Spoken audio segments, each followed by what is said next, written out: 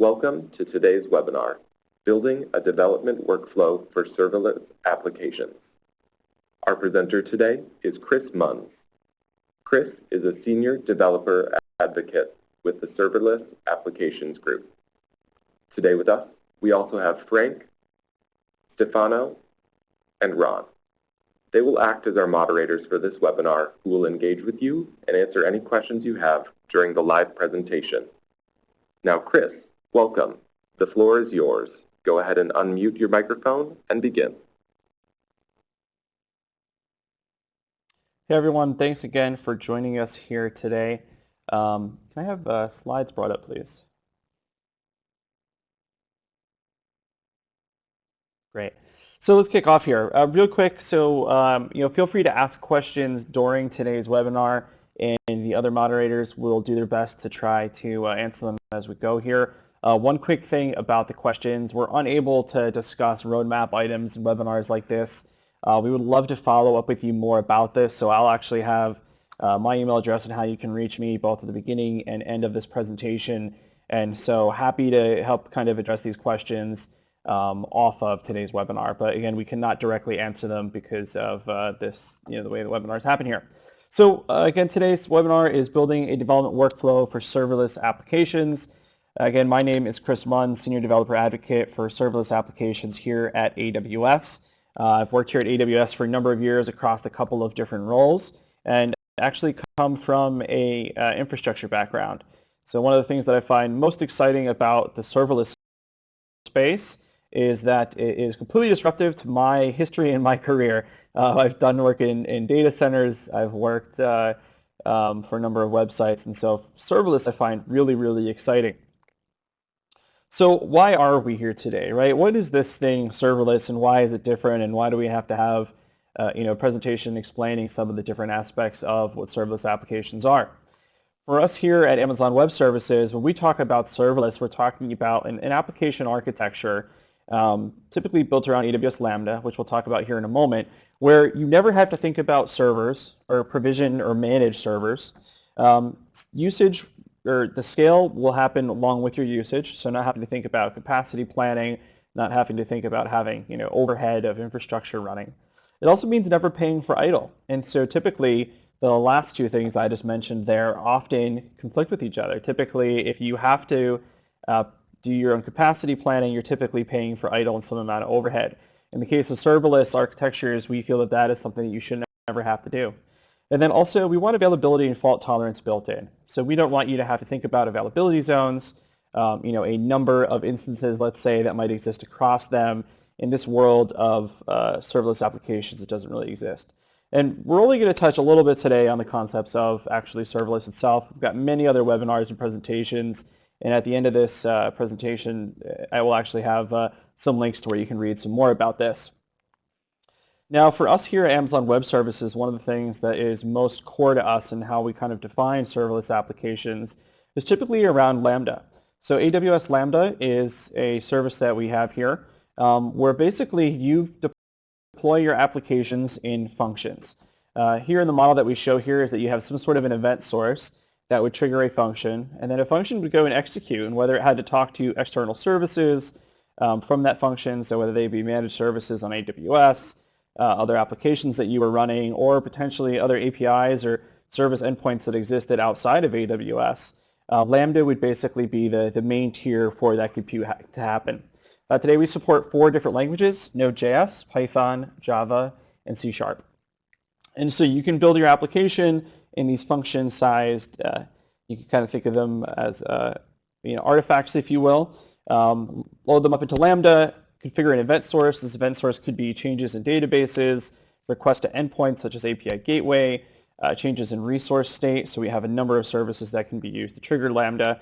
And again, so Lambda ends up looking like the core or the center here of your serverless application. And there are lots of different use cases for this. So I highlight here just 6 of the most common use cases that we see. So web applications, backends for things like mobile and IoT, data processing. So we have a number of customers doing very large-scale data processing with Lambda. Chatbots, so powering chatbot logic for everything from mobile applications to web-based applications. Amazon Alexa, so the Alexa voice assistant that exists today inside of devices such as the Echo and the Dot. You can build skills, as they're called, for Alexa using Lambda. And then lastly, IT automation. So being able to use Lambda as part of infrastructure provisioning, as reaction to events that happen inside of your infrastructure, reactions to code being committed. There's a number of different IT automation aspects that can utilize Lambda to help make them much more efficient and, again, reduce the amount of resources that you manage. And going along with this, we have a number of event resources. So the event resources that we see are, as we see broken out here as examples, data stores, development management tools, endpoints, event message services, a number of different capabilities that exist. And there's many more that are on this slide that you can make use of. Awesome. So taking and putting all of this together, we've got a number of different use cases. We've got a number of different event sources, a number of different ways that we can architect our application. There are a bunch of different things that we have to take into account, right? So what are the AWS resources that we need to provision and configure, and how should we best do that? How do we establish independent environments, right? So mature development involves us having independent environments for things like testing and staging and prod, or whatever name you want to come up with for them. How do we then also ensure that we are testing and validating our architecture and our application along the way of our development workflow? And then last, how do we best automate all of the above, right? So we do not want to be doing these things by hand. We want to avoid as much as possible the human risk that goes along with that. And so automating this entire development workflow is going to be one of the key most important things that we want to take into account. So what I've come up with here is kind of the 4 bullet points of what we're going to be addressing here in this webinar today. Model your application infrastructure resources, configure multiple environments, establish your testing and validation model, and then automate your delivery process. And we're going to talk about some of these in a little bit of a high level, some of them a little more of a deep level. And it's the kind of thing where really as you have your application and your architecture and what it is that makes it unique, will make a little bit of what you do unique across these. So let's start here with modeling our application and infrastructure resources. Again, when it comes to thinking about serverless application, there's a number of different components that can exist. So what I have here are some of the most common ones that we see. AWS Lambda, again, being one of the core services, Amazon API Gateway being another one, and then we have step functions, which we launched just a couple months ago, S3, DynamoDB, Kinesis, SNS, all services that are very popular in serverless applications. And so one of the best practices that exists across AWS, even outside of building serverless applications, is to model and treat these resources via infrastructure as code practices and tools. And so for us here at AWS, what that means is the best tool that we have for this is AWS CloudFormation. So with CloudFormation, you can create templates for your infrastructure. These templates then are passed into the backend service, which goes and provisions these resources for you. It allows you to have version control, to replicate these templates, essentially share them across environments or across accounts or regions, replicate them, update them, just like you would source code, right? This is code that you use to represent your infrastructure. What that means is that we can treat it just like we do our application code. So we can apply continuous integration and delivery to it. We can test it. We can lint it. There's all sorts of good things that we can do there. And CloudFormation today supports JSON or YAML in terms of the templates that you create to structure your resources. So for those of you who aren't familiar with CloudFormation, hopefully a little bit of an intro into what it is. So let's take a look at an example of a CloudFormation template. So what we see here broken out across kind of 2 columns is quite a lot of text. And for those of you who are familiar with CloudFormation, you can at times find that it can be a little bit of work to get through building all of, or writing out all of this code. And so basically, while CloudFormation is a great service for us to do this, writing raw CloudFormation and working directly with it can take a little bit of time and require a little bit of skill. And so back in the fall of 2016, we released something called Serverless Application Models, or SAM. And so the mascot for SAM is this little squirrel guy that you see sitting over here, or it could be girl technically, but our little squirrel friend named Sam. and you'll see a lot more of SAM here in the coming months. So what SAM is it's an extension for CloudFormation optimized for serverless. Essentially, and we'll see here in a little bit, this information, what it does is it provides us with, we'll be diving into that here as well, but it also allows you to basically support pretty much anything that you could inside of CloudFormation. And now this is an open specification, so this is an Apache 2.0 licensed specification. We have it published down here, the model itself in GitHub, which you can find at github.com/AWS Labs/serverless-application-model. And so really what we feel is that SAM is a fantastic way for you deploying your serverless applications based around Lambda. And SAM does have the little Lambda logo on its hat there. So let's take a little bit of a look at SAM. So again, if we go back to our CloudFormation template, here again we've got this 60, 70 plus lines of code. What this actually looks like in SAM is this. So this right here is just about shy of 20 lines of code that replicates everything that we just saw in that 70 to 80 lines. And so let's look at this file a bit here. So there's three kind of major sections that we have here to this. It's kind of the header, which at the top we have this new line that was introduced to CloudFormation, which is a concept of a transform. So we see here that there is the AWS Serverless transform, along with the model version that it supports. And then we have resources, and in this case we have a new resource, which is this AWS Serverless function as a type. And then below this we see the properties that are related to it. And then at the bottom we have a table named list table. And what this actually is a DynamoDB table. So if you look at the function here, the function itself is maybe about 12 lines of code. What it's actually going to build out for us here is a Lambda function, an API gateway, all of the IAM permissions and Lambda permissions to tie these together.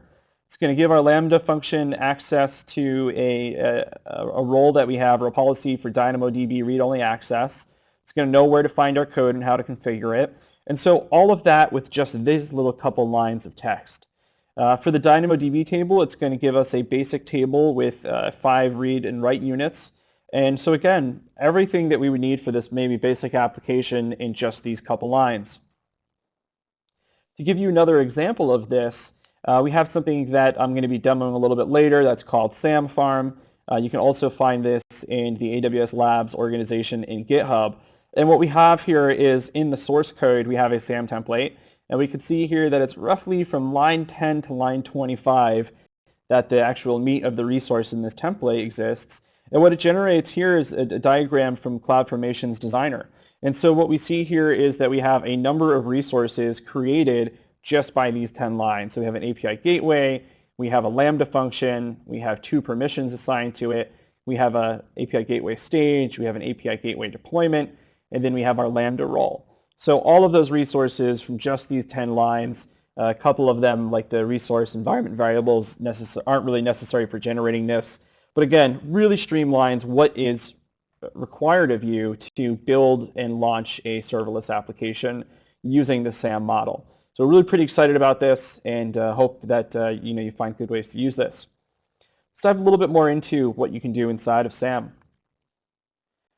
So there's really 3 main SAM resources that we've created as part of serverless application models: function, API, and simple table. Function is the primary wrapper around Lambda. So with this here, we can match our handler, the runtime, where our code lives, a description, aspects around the memory size and the timeout, the policies that will exist for it. We can establish environment variables, and then we can map to events. And actually, when we map to events here, this could be things like S3, things like API gateway, and some of the required properties that exist for that. So what will happen as part of this single resource is that for the things that it needs to create, it will handle all of the creation of them, all of the permissions and tie-ins, so that you don't have to, for example, figure out what the unique permissions in IAM might be in order to integrate these 2 capabilities. So really streamlines and makes things simpler for your life in the case of launching Lambda functions. With API, this is for configuring API gateway. As we see here, we have an example of a stage that we're defining. We can reference the swagger.yml file for this, enable caching, cache size, pass in environment variables.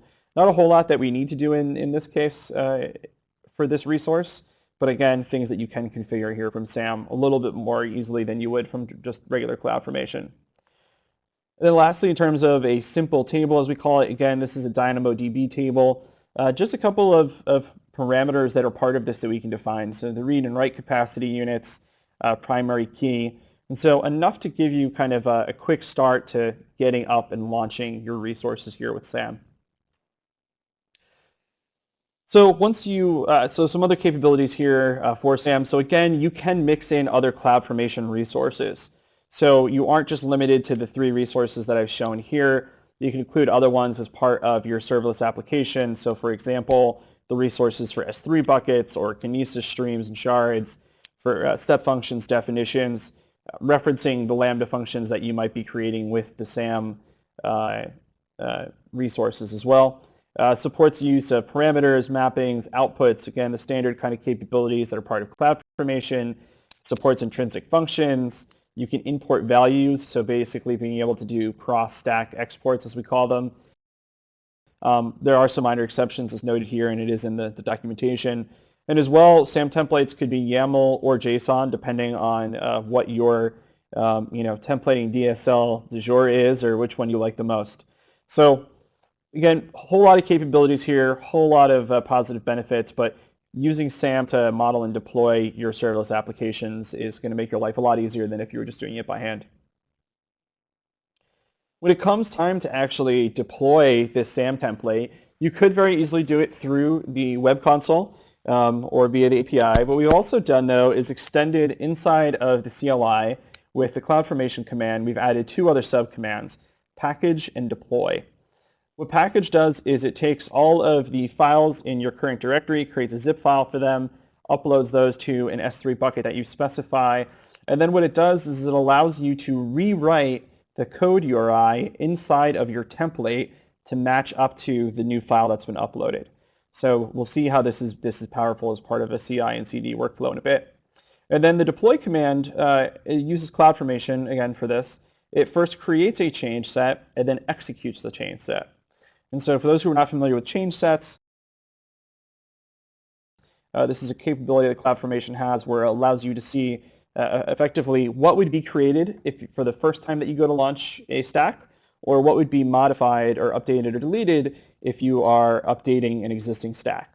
And then so it creates essentially what's considered a change set of the differences between the two.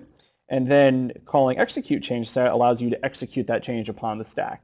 And so this deploy command wraps around both of those and takes care of that for you, and again, helps streamline the process. So you can do this from the command line and from CodePipeline, which we'll be talking about here later. So again, looking at CloudFormation, more specifically SAM for modeling your application infrastructure resources, this is going to greatly simplify the next couple steps that we're going to talk about in terms of our development workflow here. So the next thing is on configuring multiple environments.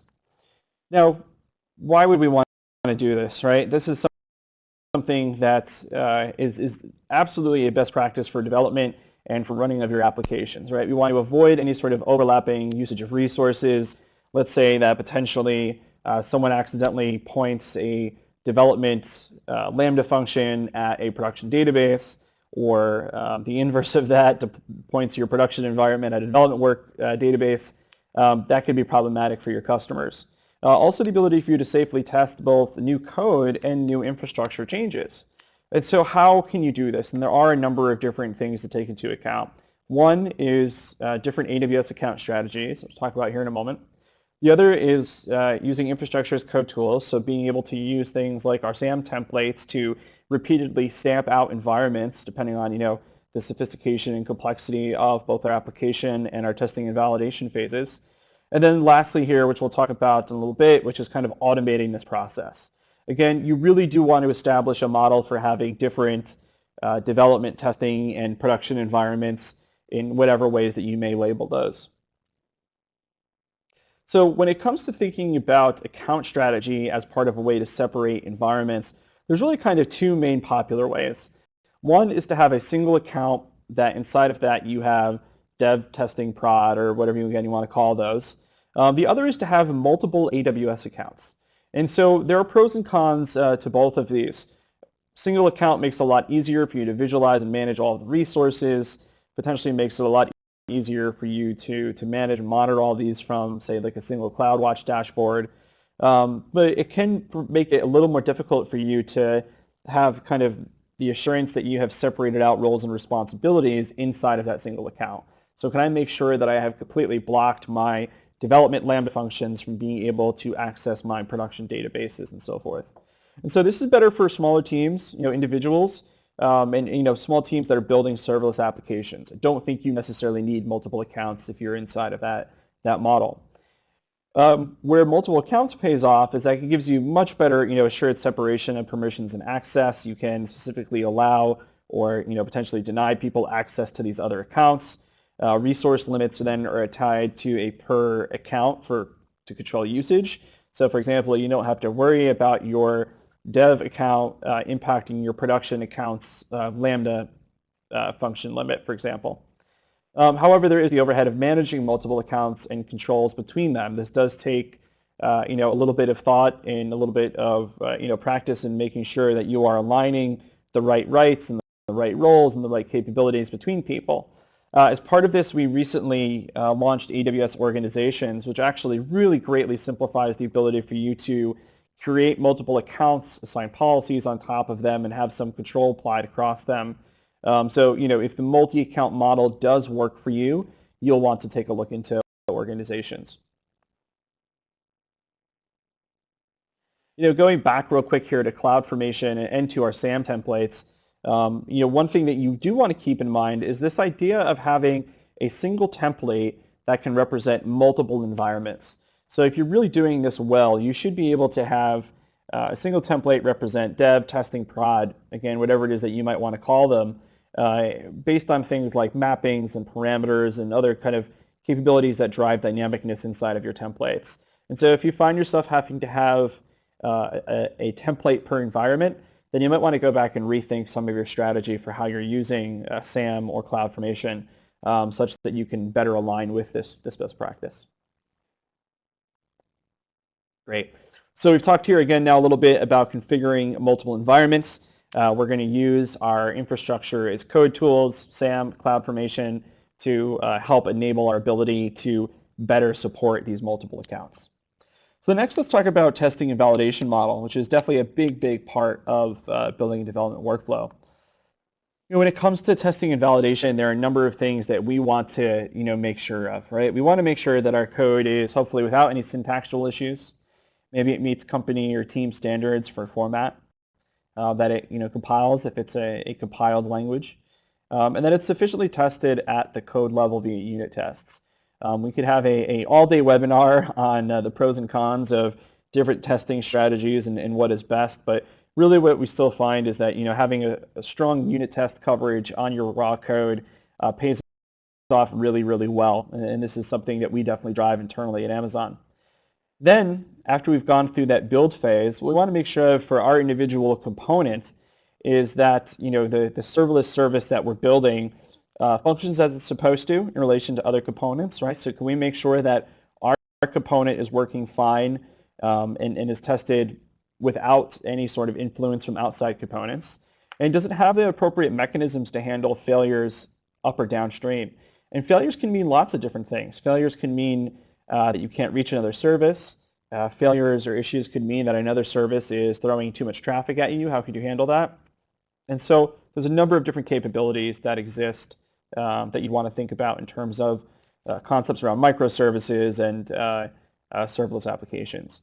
And then lastly, as a whole, we want to make sure that our entire application can function end-to-end, that it hopefully follows security best practices, and that it handles scaling demands without us hopefully having to intervene in the midst of a high-scale event or action. And so as part of our testing and validation model, you want to think about all of these issues. Are you proving them out? Are you confirming that you're in a good space for them? Some of these are going to involve tools that are from AWS. Some of them won't. I see right now there was a question about what can you use for unit tests. Typically, you want to lean on the language that you're using's tool set for unit tests. So across Java, Node.js, Python, and C#, there are existing unit testing tools out there today. and you would want to explore using those as part of a unit testing methodology. So as part of working with Lambda specifically, and especially if you're going to end up using SAM to deploy them, you have to build what's considered a deployment package. Now, depending on the language that you use, there are different aspects to this. So if you're using Node.js and Python, which are both non-compiled languages, you're basically just taking your code and you're putting it into a zip file. Typically, you want to have all of the supporting libraries or modules exist in that zip file, such that you don't have to do anything to, say, try to pull them in when the Lambda function runs. And you want all these dependencies bundled in at the root level of this zip file artifact. If you're building an application with Java, you can typically deploy up just the jar file itself, although we do typically also encourage you to have a zip file that is used as the mechanism that basically can wrap around that jar file. You can use traditional tools like Maven or Eclipse or other Java tools to bundle in any sort of dependencies, other classes, and so forth. And then any other jars that your jar requires should be bundled in the lib directory.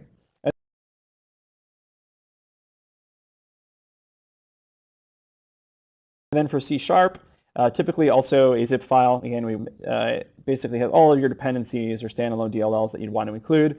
You could use NuGet to package these or Visual Studio plugins.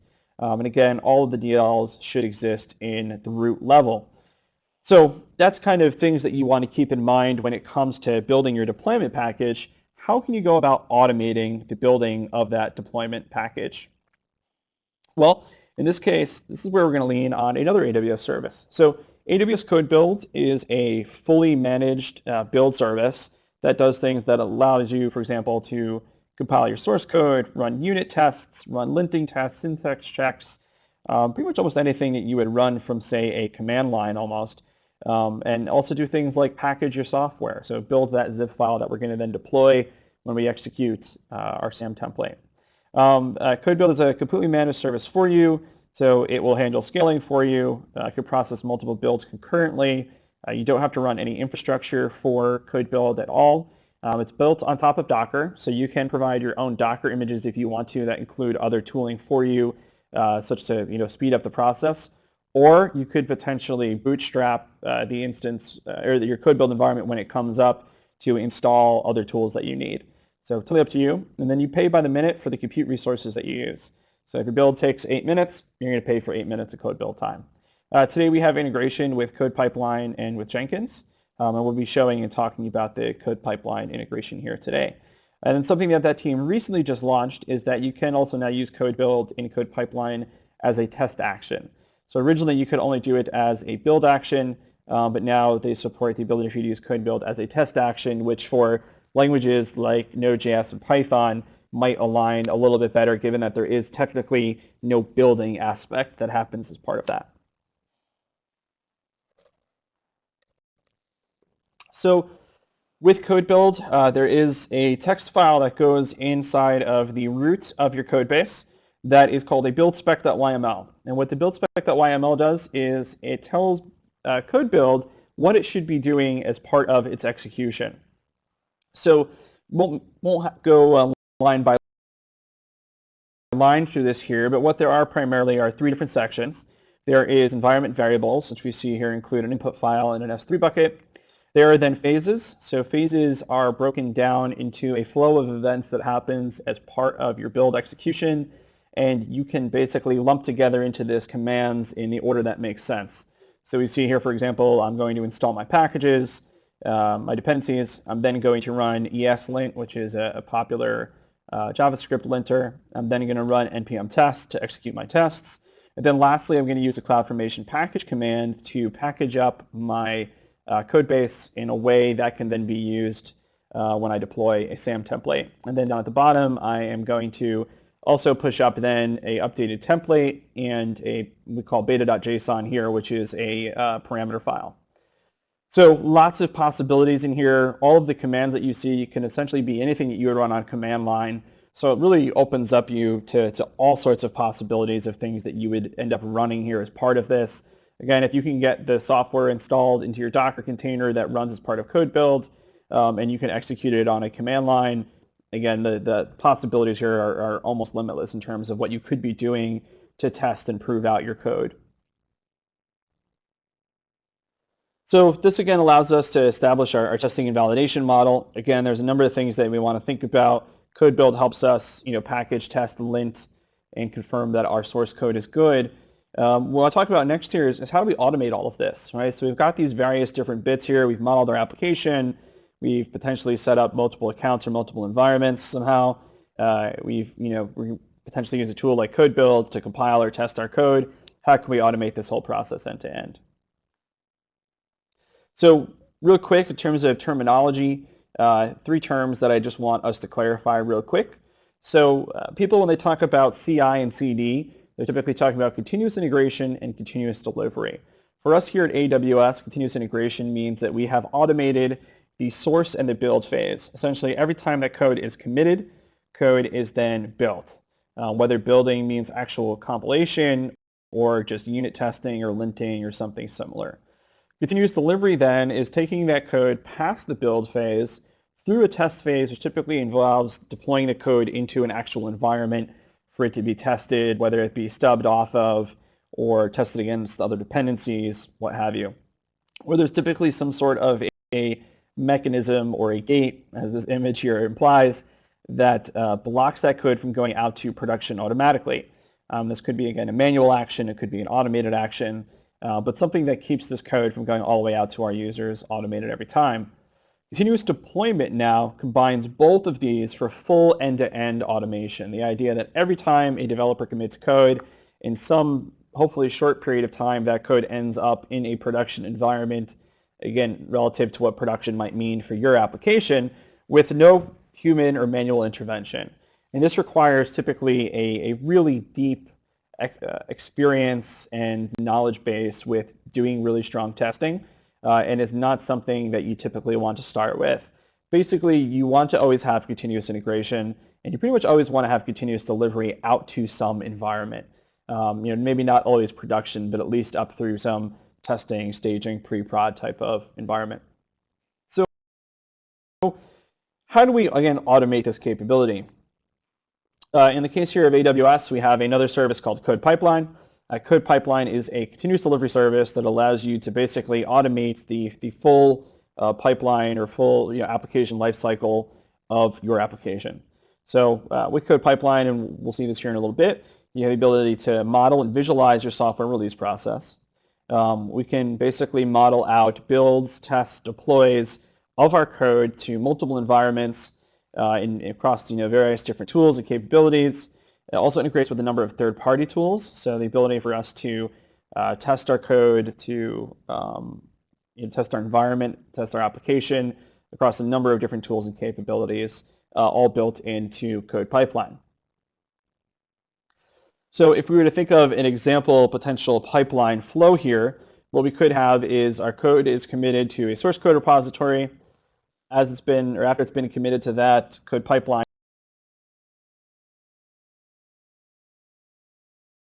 can pick up that code change and then take our code and it can then pass that on to CloudFormation to call the actions to deploy our SAM template. Maybe we want to make use of change sets to view that ahead of time. We can then potentially make use of capabilities such as stage and environment parameter files to cause some dynamicness to our Lambda functions. And then lastly, we could test our application between these stages, between these environments, make use of manual approvals, a number of different capabilities and so forth that we could have here. So when it comes to all of the different tools and things that exist, there's really quite a lot that are out there. And some of these exist in integrations with CodePipeline, some of them don't. So what I've got here is a list of just some of the tools that we see are the most popular from many of our customers. And there's kind of a large world of open source tools that exist out there. So when it comes to code inspection and test coverage, landscape.io, CodeClimate, and coveralls.io are 3 popular tools for understanding, how much coverage do you have? Is it the right kind of coverage? Is there gaps in there? Are there things that you're missing towards understanding what you're doing with your unit tests and your test coverage? And again, the idea here is that you're typically using unit coverage or using unit testing frameworks that are native to your language and that exist as part of it. Then we've got is a number of what are called interface mocking or interface stubbing tools. So recently, Atlassian, the company that makes Bamboo and Jira and Confluence and Bitbucket, released an open source tool called LocalStack. It's really pretty cool. We're all pretty excited about it. They call it a fully functional local AWS cloud stack. Allows you to develop and test your cloud apps offline. And what LocalStack does is it actually includes a number of other third-party tools that have existed into kind of a superset of them.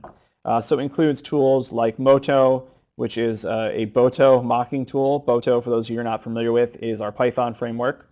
Powers our CLI and a number of other capabilities. Dynalite and Kinesilite, which are two testing tools for DynamoDB and Kinesis respectively, that allow you to essentially mock their actions or interfacing with them. And a lot of other tools inside of LocalStack. Really encourage you to look at it, just even for the fact that it has all these tools kind of listed on its main README file in GitHub. And then there are a number of other tools that exist for API and interface UI testing. So RunScope and Ghost Inspector, both of them are integrated with CodePipeline. RunScope provides API monitoring and testing. Ghost Inspector provides web UI interface testing. Both of these, again, can be plugged into CodePipeline so that you can validate your applications as you're going through that pipeline execution, and again, have that higher level of quality assurance and automation of that testing.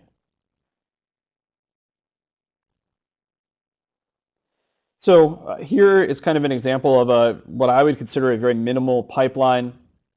A little too long for me to fit onto a single slide here, so it kind of goes up and over to the other side. But what this is what we consider a 5-stage pipeline. Some of these stages have single actions. Some of them have as many as 4 actions.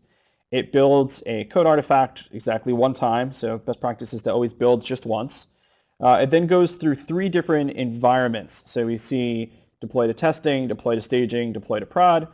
Inside of that, we're using CloudFormation to execute our SAM templates. We could be using Lambda functions to do things like test our application at the deploy environment, using RunScope in the staging environment. Here we see an example also of a manual approval, which could require another team to sign off. So again, lots of capabilities, lots of possibilities depending on what your individual application is and what the needs are of making sure that it's been properly tested. Awesome. So we've gone through the 4 points of our checklist here today. Modeling your application and infrastructure resources, configuring multiple environments. Again, 2 different approaches through that we primarily see.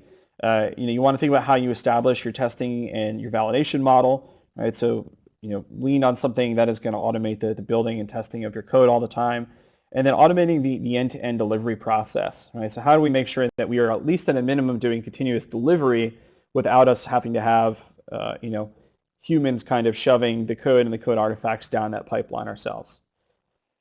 So what I want to do here next is cut over to a quick demo of all this. One key aspect about this demo that I want to talk about is the fact that what I'm going to show you here is something that you yourself could actually do.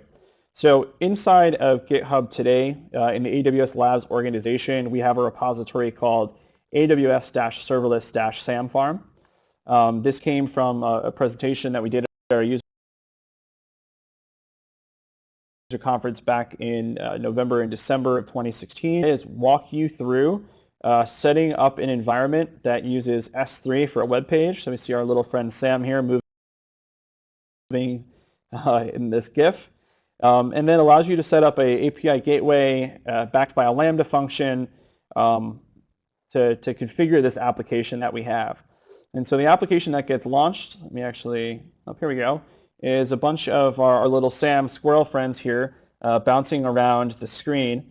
The reason that we just saw them, maybe you saw them disappear, is that I recently deployed a code change to this. If I jump into CloudFormation console, so with this demo, what you end up launching, make this a little bigger, is 2 templates. One deploys the S3 bucket for the static site. The next one actually deploys the code pipeline for deploying your application using SAM. If we look here at this code pipeline, it's a very basic pipeline. It has a source stage, which in this case I have in GitHub still.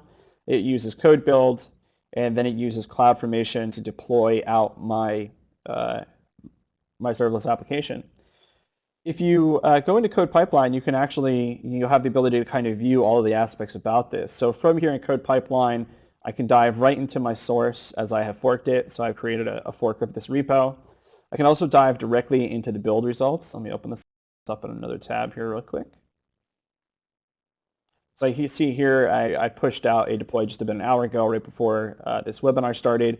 I could see the various build phases that existed and how long it took for the actions that I have inside of my build spec to complete. I can see here an output from CodeBuild for what has happened. And I'll actually hop in here back to my code base. Sorry, one second.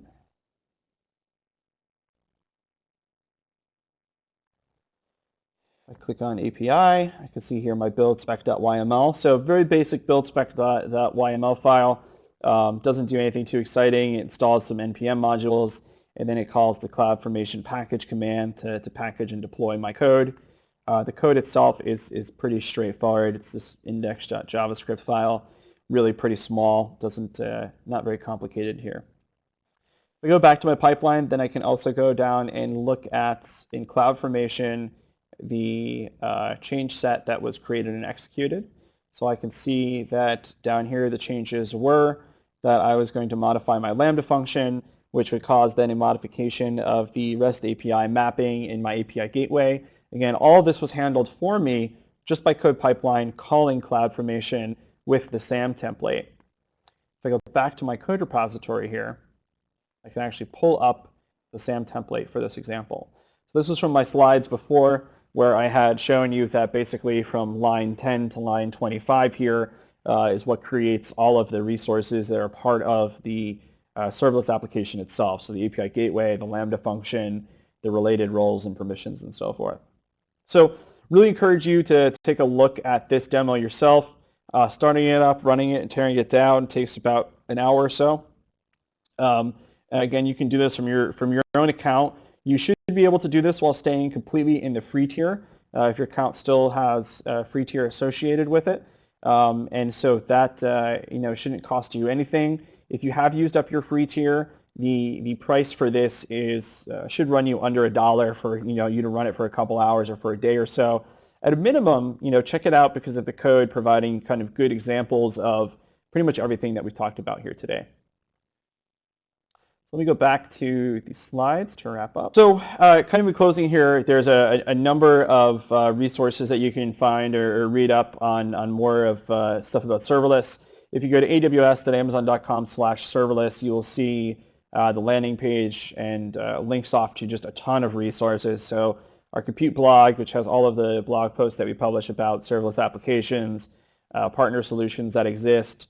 On this page, we're also getting started resources, reference architectures that include code samples and SAM templates and CloudFormation templates and all the other things that you need to launch those, as well as links to all of our documentation. So really encourage you to check out aws.amazon.com/serverless. Beyond that, again, a number of links that are out here. So you can go and read the SAM spec, also in the AWS Labs organization account, again, in GitHub. So github.com/AWS Labs/serverless application model. With dashes in between each of those words. Obviously, go and read a little bit more about Lambda and API Gateway if those are new to you, as well as step functions. So step functions, something we didn't talk too much about today in this webinar, but I think one of the most exciting things that's going on in the space in terms of its capabilities. And then, some of the products that helped us along the way today. So CloudFormation, CodePipeline, CodeBuild. We really kind of just skimmed the surface of what each of those is capable of, but there are a lot of things that you can do with each of those services.